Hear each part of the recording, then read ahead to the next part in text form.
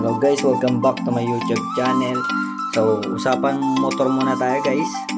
Dito, nagpapalit tayo ng side mirror ng motor dahil medyo matagal na ang hindi napapalitan yung side mirror neto.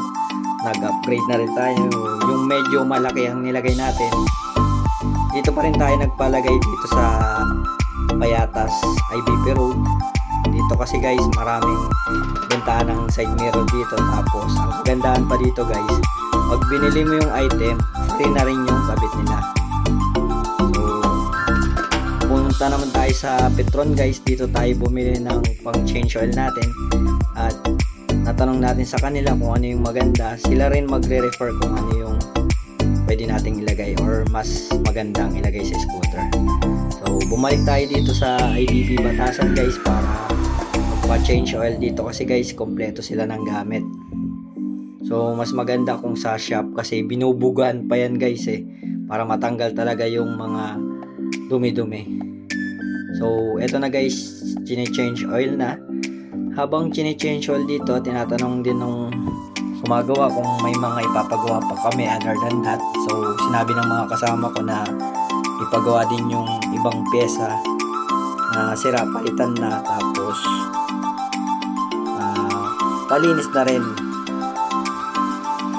So dito guys, maraming mga pyesa dito na mabibili. Kaya naman habang ginagawa guys yung motor, tumingin na rin tayo ng mga pyesa. So yun, sinabi rin ng kasama ko kung ano pa yung mga pyesa, tapos pinaplas na rin ng gumagawa para mapalitan na kung ano palitan. So habang pinapalitan dito guys, tumitingin tayo ng magagandang pyesa. Tinitignan din natin kung paano nila ginagawa at mga kagamitan din nila. Tinitignan din natin para may matutunan din tayo kung paano nila pinapaklas. So dito nga guys ay nag-change na sila. Maganda talaga sa shop guys kasi kumpleto sila ng gamit, mga power tools at kung ano-ano pa guys.